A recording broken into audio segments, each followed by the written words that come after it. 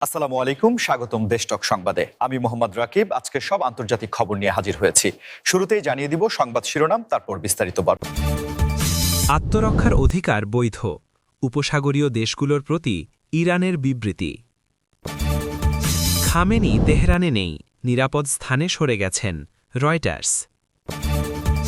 ইরানে অভিযানের সময় কিছু মার্কিন সেনার মৃত্যু হতে পারে, ট্রাম্প। সৌদি আরবের বিবৃতি, আন্তর্জাতিক আইনের নীতিমালার সুস্পষ্ট লঙ্ঘন করেছে ইরান। শত্রুকে শেষ না করে থামব না, হুঙ্কার ইরানি ইসলামী বিপ্লবী গার্ডের। আসসালামু আলাইকুম, স্বাগতম জানাচ্ছি দেশটক সংবাদে। আমি মোহাম্মদ রাকিব। এতক্ষণ শুনছিলেন সংবাদ শিরোনাম, এবার বিস্তারিত। আত্মরক্ষার অধিকার বৈধ, উপসাগরীয় দেশগুলোর প্রতি ইরানের এই সাম্প্রতিক বিবৃতিটি বর্তমান আন্তর্জাতিক রাজনীতির প্রেক্ষাপটে অত্যন্ত তাৎপর্যপূর্ণ এবং এটি মধ্যপ্রাচ্যের ভূ-রাজনৈতিক সমীকরণে নতুন একটি মাত্রা যোগ করেছে, যার প্রভাব কেবল ওই অঞ্চলেই সীমাবদ্ধ নয়, বরং বিশ্ব অর্থনীতি ও বৈশ্বিক সাপ্লাই চেনেও ব্যাপকভাবে পড়ার আশঙ্কা রয়েছে। কারণ আমরা জানি যে পারস্য উপসাগর এবং হরমুজ প্রণালী বিশ্বের অন্যতম গুরুত্বপূর্ণ একটি বাণিজ্যিক রুট, যেখান দিয়ে প্রতিদিন বিশ্বের মোট জ্বালানি তেলের একটি বিশাল অংশ পরিবাহিত হয়। তাই এই অঞ্চলে যে কোনো ধরনের কূটনৈতিক বা কৌশলগত উত্তেজনা পুরো বিশ্বের শেয়ার বাজার এবং জ্বালানি তেলের দামের ওপর সরাসরি প্রভাব ফেলতে পারে। এবং এই কারণেই ইরান যখন উপসাগরীয় দেশগুলোর উদ্দেশ্যে এমন একটি বার্তা দেয়, তখন আন্তর্জাতিক বিশ্লেষকেরা এটিকে অত্যন্ত গভীরভাবে পর্যবেক্ষণ করেন।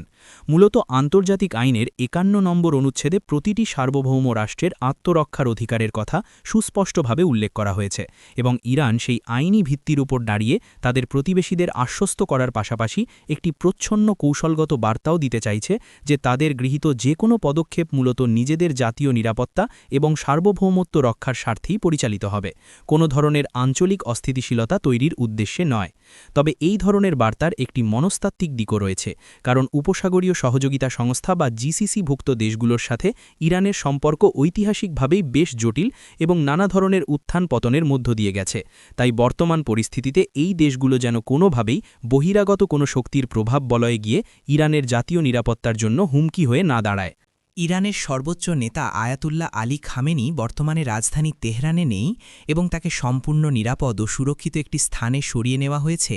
এই খবরটি প্রকাশ্যে আসার পর থেকেই বিশ্বজুড়ে ব্যাপক জল্পনা-কল্পনা এবং বিশ্লেষণের ঝড় উঠেছে।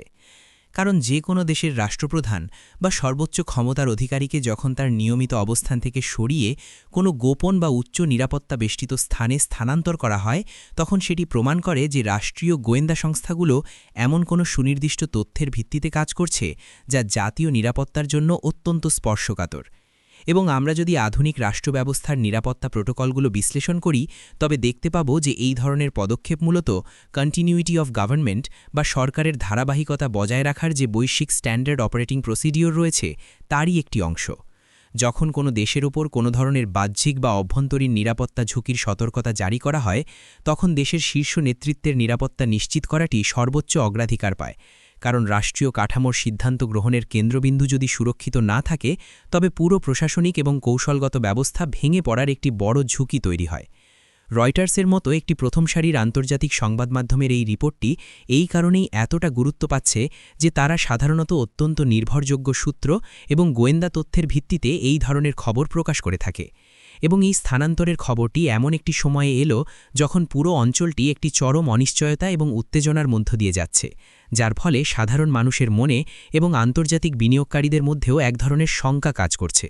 তবে এটি মনে রাখা প্রয়োজন যে শীর্ষ নেতাদের নিরাপদ স্থানে সরিয়ে নেওয়ার মানে এই নয় যে রাষ্ট্রীয় কার্যক্রম বন্ধ হয়ে গেছে।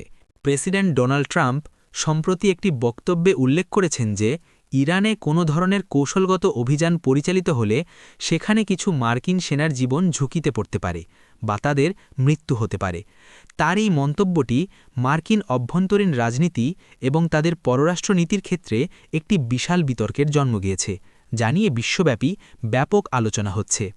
আমরা সবাই জানি ডোনাল্ড ট্রাম্প তার রাজনৈতিক ক্যারিয়ারে সবসময় অত্যন্ত স্পষ্টবাদী এবং কিছুটা আনপ্রেডিক্টেবল বা অপ্রত্যাশিত মন্তব্য করার জন্য পরিচিত।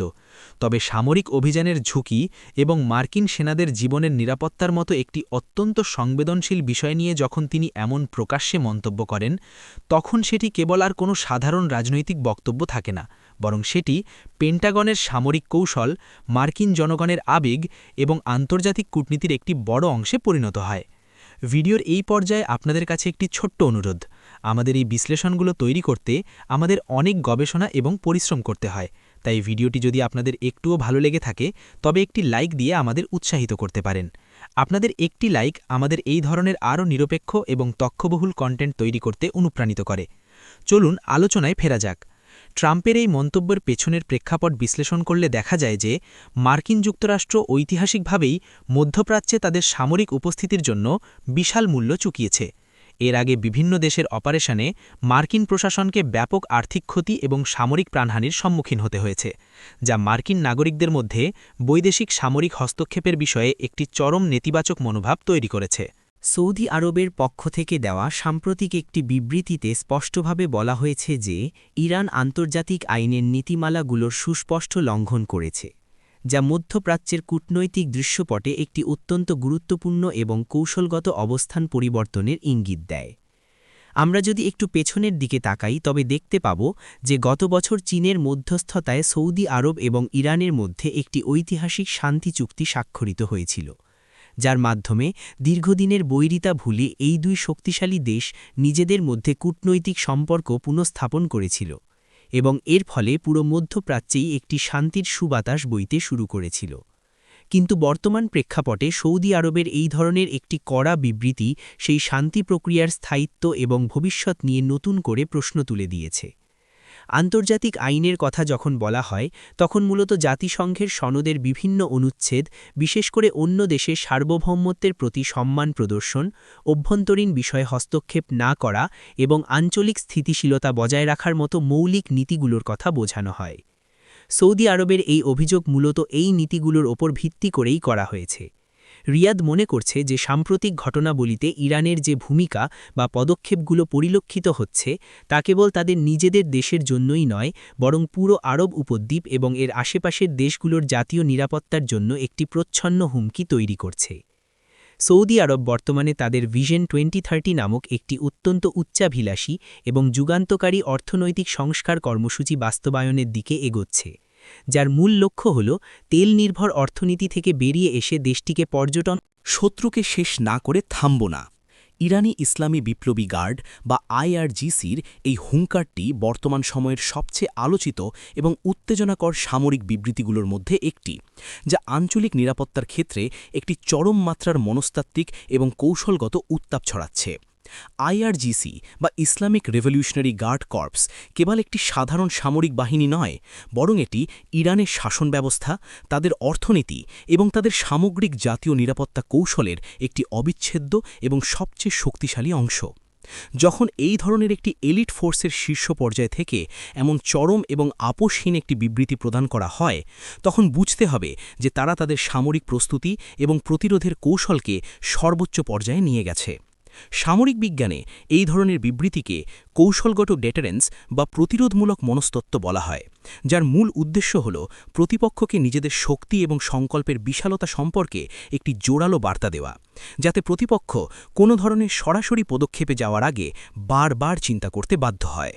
এই হুঙ্কারের মাধ্যমে IRGC মূলত তাদের অভ্যন্তরীণ জনগণ, তাদের আঞ্চলিক মিত্র এবং তাদের প্রতিপক্ষ এই তিনটি পক্ষকেই একটি সুনির্দিষ্ট বার্তা দিতে চাইছে।